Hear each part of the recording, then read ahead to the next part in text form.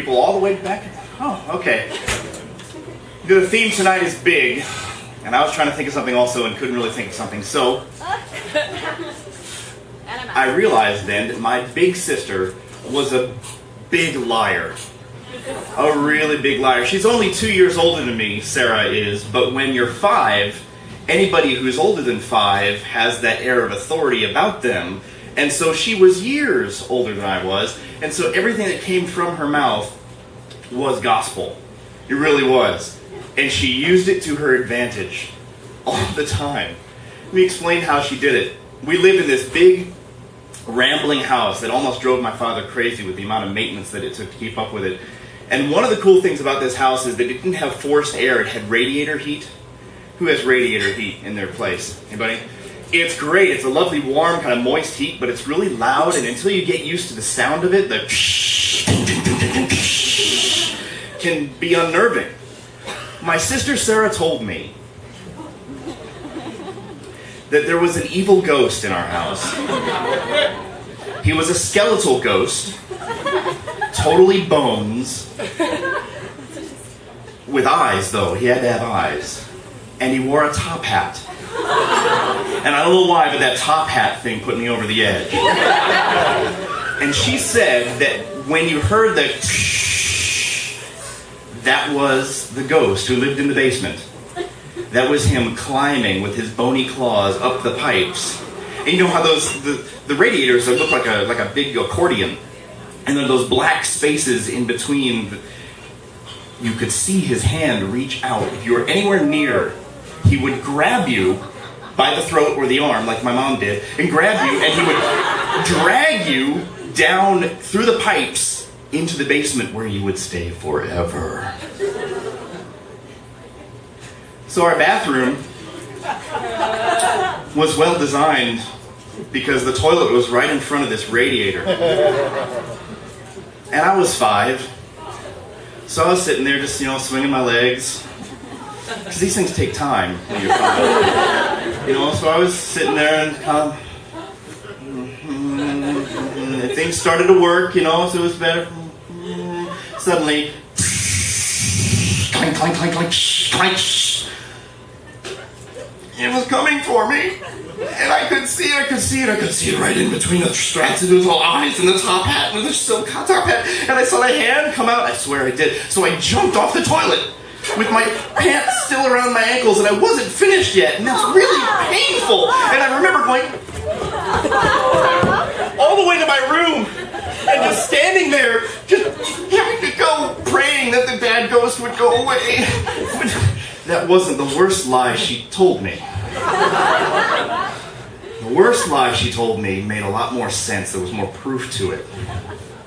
She told me that my parents were not really my parents. Well, you've heard this one. She said instead that my parents were actually Martians. That they came down to Earth because they were on a mission.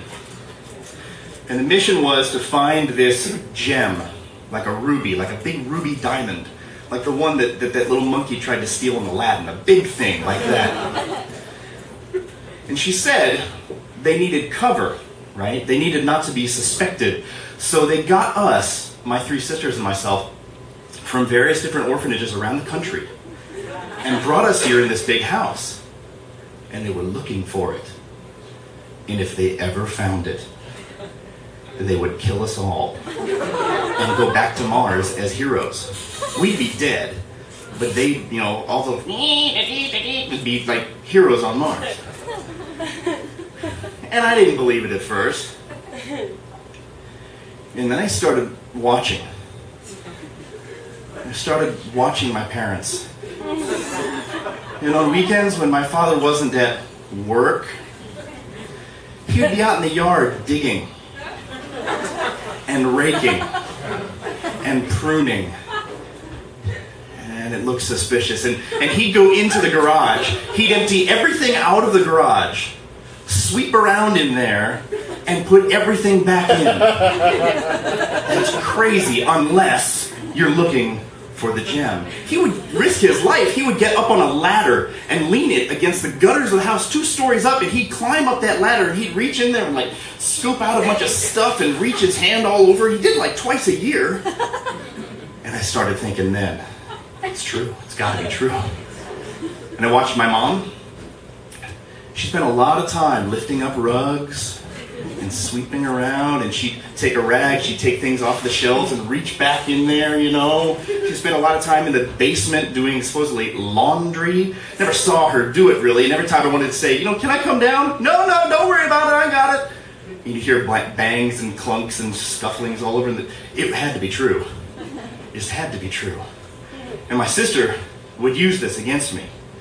Whenever I was losing an argument, or winning it actually, she'd say, oh yeah? Well, you better agree, because if you don't, I'm going to tell Mom and Dad. I'm going to tell them that we know they're Martians. And that's like watching the guillotine blade go up, just waiting for it to come down. And it was worse too, because then I'd lie awake at night and think about it. My parents' room was down the hall, but it was far enough away that it was far. But it wasn't so far away you couldn't hear them. They'd always close the door. And so after we'd gone to bed, we'd hear this.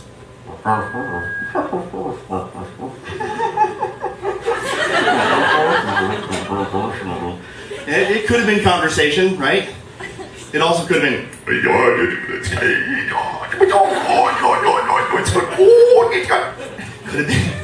been...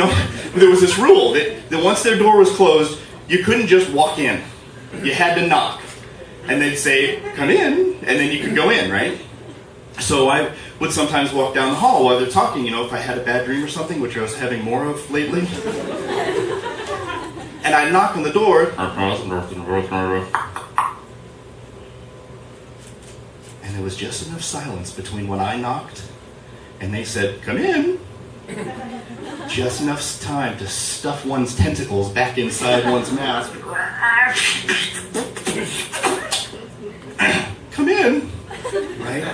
I used to have dreams that I would wake up in bed, my dad would be leaning over the bed with a big gem, and he'd say, it's over. And I'd wake up screaming, and the first few times, out of just instinct, you'd go, Dad, Dad, Dad! And I made a mistake, because he'd come running down the hall, and he's trying to comfort me, telling me it's just a bad dream, and it's over. But all I heard was, it's over, Cammy, it's over, it's over. To this day, my mom doesn't understand why I just didn't come to her and say, Mom, are you guys really Martians? I mean, think about that. As a 5-year-old, yes, you could come up to your mom and she's at the sink, in the kitchen sink, with her back to you, looking out the window, maybe doing dishes or making a meatloaf or something. And you could say, Mom, Sarah told me you guys aren't really like who you think are. Like she said you guys are really Martians, and you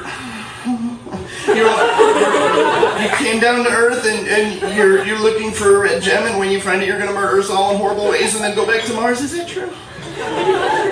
You could do that, and your mom might turn around and set down the meatloaf or the drying rag or something, and she might get down on her knees and say, honey, who told you that?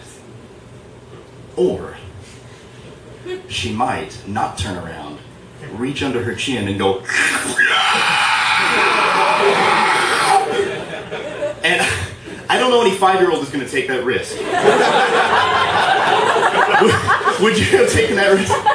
My sister's such a liar. Thank you.